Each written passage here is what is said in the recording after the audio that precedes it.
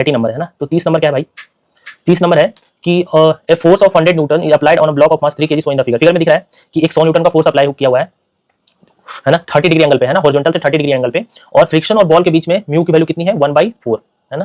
तो हमें क्या कैलकुलेट करना है, calculate frictional force acting on the block. तो इस ब्लॉक पे कितना फ्रिक्शन फोर्स लग रहा होगा ये हमें कैलकुलेट करना है, ठीक है। तो अब देखो इसका पहले हम क्या करेंगे, इस फोर्स का कंपोनेंट कर लेंगे। तो मैं कर रहा हूं कंपोनेंट, इधर एक्स डायरेक्शन में इसका कंपोनेंट हो जाएगा कितना f cos 30, और cos 30 की वैल्यू होती है √3/2, मतलब ये हो जाएगा 100 √3/2, तो ये कितना हो जाएगा 50 √3।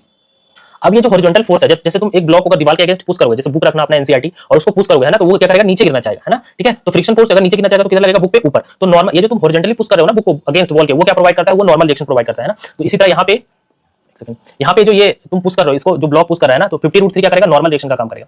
अब इसमें देखो ये कंपोनेंट तो ये हो गया, एक कंपोनेंट किधर आएगा ऐसे है ना, मतलब इस पे ऊपर भी f फोर्स लग रहा होगा कितना, f sin 30, और sin 30 की वैल्यू कितनी होती है 1/2, मतलब कि 15 न्यूटन, मतलब इस ब्लॉक पे ऊपर की तरफ फोर्स लग रहा होगा कितना 50 न्यूटन ना। मैं फ्री बॉडी डायग्राम बना रहा हूं इसका। अब देखो इस पे mg भी लग रहा होगा कितना m * g 30 * 3 * 3g मतलब 30 न्यूटन, ठीक है। अब देखो क्या है, इसमें हमें फ्रिक्शनल फोर्स बताना है ना। तो अब देखो मैं फ्रिक्शन फोर्स की मैक्सिमम वैल्यू निकाल लेता हूं है ना, f मैक्सिमम वैल्यू कितना होगा म्यू * n। तो म्यू की वैल्यू 1/4 है और नॉर्मल रिएक्शन कितनी है 50 √3। जब तुम इसको कैलकुलेट करोगे ना, ठीक है, तो ये 2 टाइम्स जाएगा, ये 25, ये लगभग 25/2 कितना हो जाएगा 12.5, और √3 से मल्टीप्लाई करोगे इसको तो इस कितना आएगा अप्रोक्सीमेट 21 पॉइंट समथिंग आ रहा है ना, 5 मान लेते हैं, ठीक है 21.5 आप करके देखना। देखो फ्रिक्शन की मैक्सिमम वैल्यू कितनी है।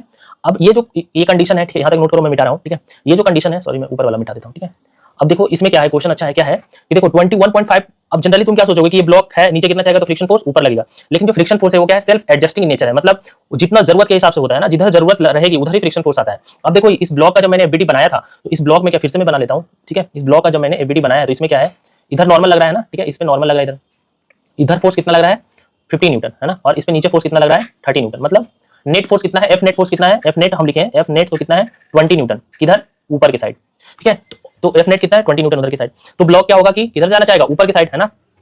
कब जाना चाहता है, जब फ्रिक्शन फोर्स नीचे लगता है। अब देखो फ्रिक्शन फोर्स इसमें कैसे आएगा, तो फ्रिक्शन फोर्स, अच्छा ब्लॉक को तुम किधर ढकेलने की कोशिश, 20 न्यूटन का मतलब ब्लॉक को तुम किधर ढकेलने का कोशिश कर रहे हो, ऊपर की साइड। 20 न्यूटन का मतलब ब्लॉक ऊपर, नेट फोर्स अगर 20 न्यूटन ऊपर है मतलब तुम ब्लॉक को ऊपर ढकेलना चाह रहे हो, तो फ्रिक्शन फोर्स कितना आएगा, फ्रिक्शन फोर्स किधर आएगा नीचे की साइड है ना। कितना आएगा, मैक्सिमम कितना आ सकता था 21.5, लेकिन जरूरत कितने का है 20 न्यूटन का है ना, तो अभी कितना आएगा 20 न्यूटन। बाकी अगर नहीं समझ में आएगा तो देखो जिसको डिटेल में पढ़ा होगा ना वही क्वेश्चन कर सकता है। मतलब फ्रिक्शन फोर्स इतना मैं बता सकता हूं, सेल्फ एडजस्टिंग नेचर का होता है, वैसे मैं इसको कराऊंगा। फ्रिक्शन अभी एनएलएम स्टार्ट करने वाला हूं है ना, लेक्चर्स में काइनेमेटिक्स अभी आधा हुआ है, ठीक है, ज्यादा टाइम मिलता नहीं है मेरे को, तो मैं फ्रिक्शन एनएलएम और फ्रिक्शन बताऊंगा, तो उसमें एक बार फिर से ऐसा क्वेश्चन डिस्कस करेंगे। तो यहाँ पे हमारा फाइनल क्या आ रहा है कि जितना जरूरत होगा उतना ही आएगा, मतलब अभी 20 का जरूरत है तो 20 का आएगा, किधर आएगा तो ऊपर ज्यादा लग रहा है, तो इसको बैलेंस करने के लिए हमें नीचे लगाना पड़ेगा 20 न्यूटन है ना।